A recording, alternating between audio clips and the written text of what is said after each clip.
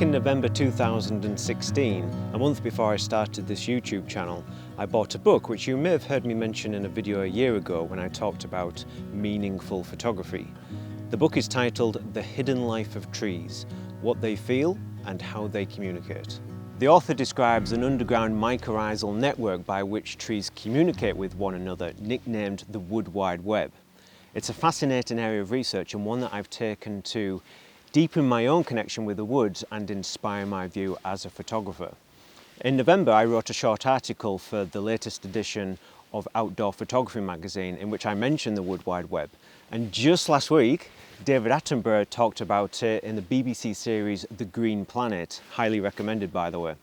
So I thought it was high time that I shared my story of how science and a wonderful world of fungi has inspired my creativity with trees. I'm not a scientist, so I'm not here to deep dive into the theory of the Wood Wide Web, but I am fascinated by how science and art can converge. I guess science is a study to learn the truth, whereas art is our own expression of reality, but we shouldn't separate the two.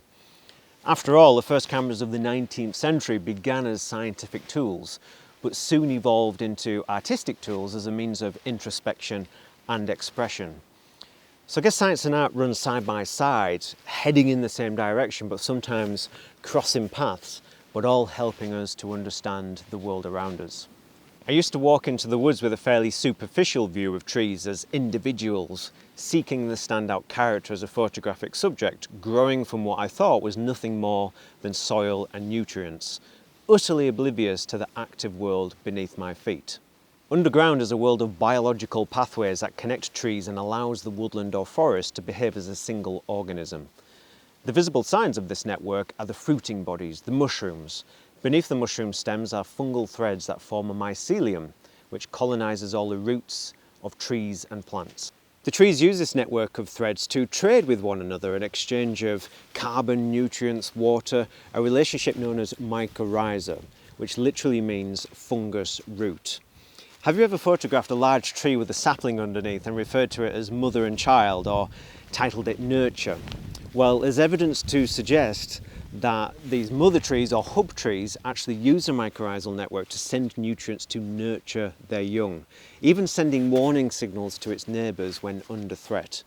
There could be hundreds of miles of mycelium under a single footstep, just millions of tiny overlapping threads, backwards and forwards conversation, all increasing the resilience of the community. And that's the key word for me, community. It's the sense of community and connectedness that has been influencing my view of the trees. The science of what is happening underground is what I've applied to my photographic thinking above ground. I think of a complex interwoven network of threads in the soil and imagine that mirrored in the branch structures with their chaotic contortions, the crisscross of wiggles and the twists and turns which form visual relationships with their neighbouring trees. I'm still drawn to the standout mother trees and the unique characters, but it's the wider context and their place within it that intrigues me more. It's where I see the stories of woodland, and in turn that might result in images which reward the lingering and explorative viewer. Here's the image which has just been published in Outdoor Photography magazine. At first glance, it's a beautiful skeletal oak tree, but it's the careful consideration of the visual relationships and connectedness with the rest of the community that excites me. Back and forth, back and forth. An image made precisely 10 minutes later is this one titled Ambition. Some trees have a symbiotic relationship with different species through the fungal network, so perhaps this young rowan will benefit from sugars and nutrients drawn into the soil by the established oak tree. But note how I've used the wider context of the oak-dominated woodland to better emphasise the rowan's individuality and sense of place within the community. This is one of my most recent images, which perhaps doesn't have an initial impact, but the joy for me comes from careful positioning to create many subtle connections, a sense of togetherness by flowing through the network of branches. I've often wondered if it's the underground communication between siblings that sometimes makes trees mimic each other, like in guardians of the forest. The connections don't have to be strikingly obvious, but subtle, considered and rhythmic.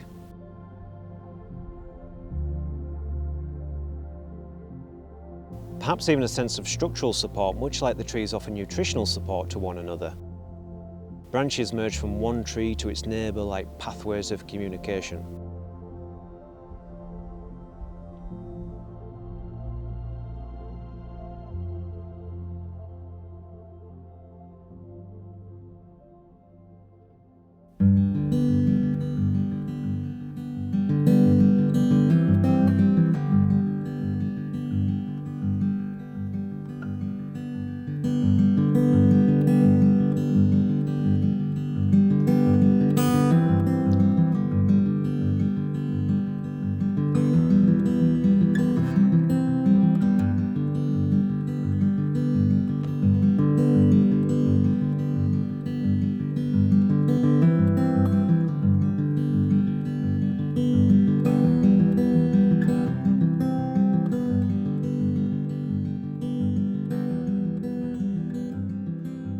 There's a tendency to always seek separation between trees in woodland photography, and that's for good reason, because that breathing room can offer a sense of order and calm.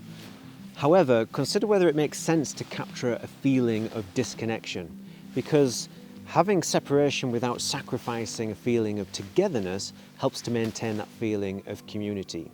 A community which, as a photographer of their world, I want to feel a part of. If the trees are chatting away to each other underground, then we should at least try and listen. Interpret that as you will, but I feel as if our own conversation with nature is built on understanding and empathy. And it's precisely for that reason that I always turn to learning about the trees and the incredible way in which they behave as my number one source of inspiration for both photography and enjoyment. I wrote in my own book, Gathering Time, that my understanding of mycelium changed my view of the Tree of Souls in the film Avatar. There's even a photo in my book titled The Tree of Souls. I assume that the film director had also been influenced by the science behind the Wood Wide Web. And just yesterday, I was thrilled to discover that in fact he was. A fantastic example of creativity and science converging. With all that in mind, I'm not suggesting that you rush out and try to find the same thing, but at least take the time to learn about some of the truths of where and what you like to photograph. It might be some historic facts rather than something scientific that inspires some creative direction. Both science and art attempt to help us understand the world around us, and although our photography might not accurately portray scientific reality, it may inspire the artist to express their own truth. I'll include a link in the description below for the book that I mentioned, but I also highly recommend that you check out the work by Susan Simard, who is the pioneering scientist behind tree communication and intelligence.